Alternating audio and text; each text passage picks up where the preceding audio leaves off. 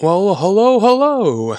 I thought I would share this, I guess you can call it a dank libertarian meme political compass. Is one of my friends who actually helps run a gun store. He's kind of more down here, the ANCAP libertarian, and I'm personally more up here. I'm somewhere between classical liberal, the anti-socialist, the libertarian, the Bitcoin zoomer.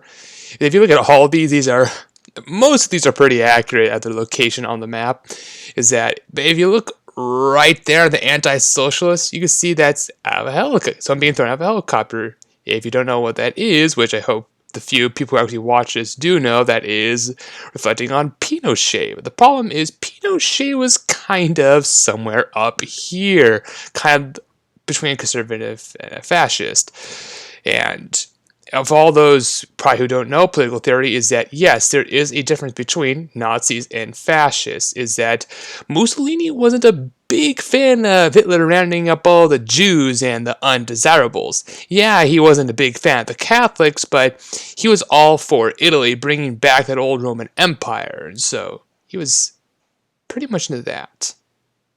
Of course, then you got Chinese communists, not for left wing because they like the almighty dollar. And of course, you got the Nazbol. Those who know the Nazbol, those are the National Bolsheviks. And that's basically Stalin. Stalin was somewhere here, unlike the nice Trotsky, who was a true revolutionary and should have succeeded Lenin in the USSR. Of course, theoretic, all those here. But what I never got is this top right area.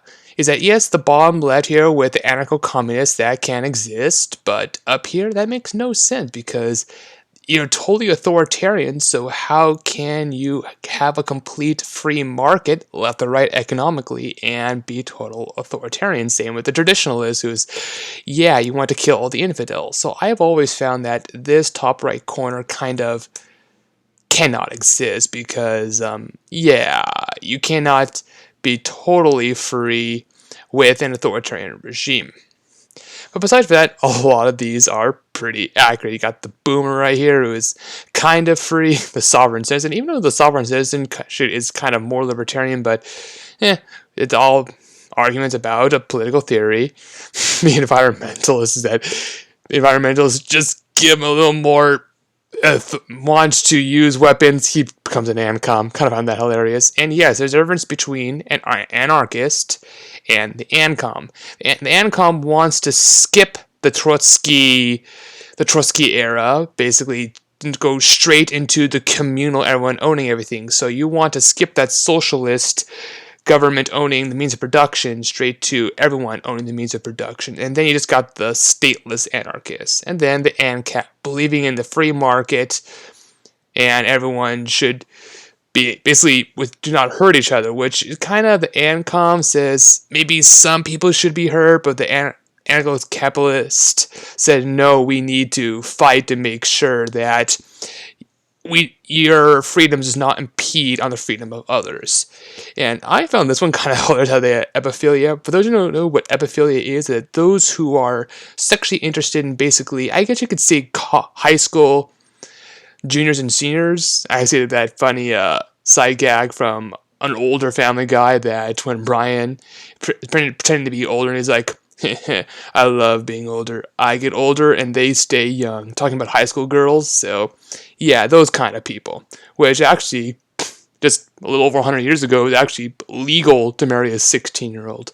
But actually, back in the past, God, probably a 16-year-old girl was probably more mature than most guys in their late 20s today. So, all depends on the era, but hey, whatever.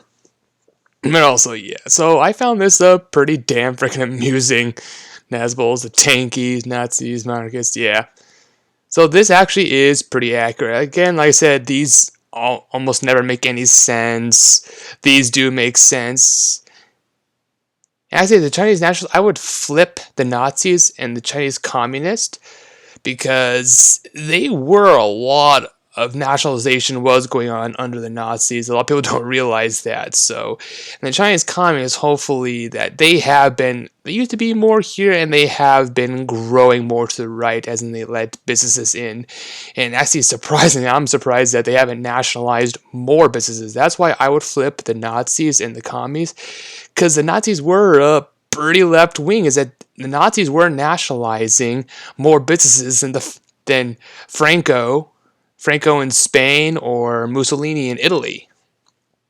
So, yeah, I just thought I would share this fun little map with you. The federal banker, that's pretty hilarious. And the Patriot should kind of be more up here because they're like, yeah, I love my country, but all except for those homosexuals. Yeah, so I think maybe the Conservatives should be more down here and the Patriots should be more up there. But aside from that, these are pretty damn accurate. Just move that kind of up here because Pinochet was more up here. So I hope you enjoyed this video, and I hope to see you in my next video.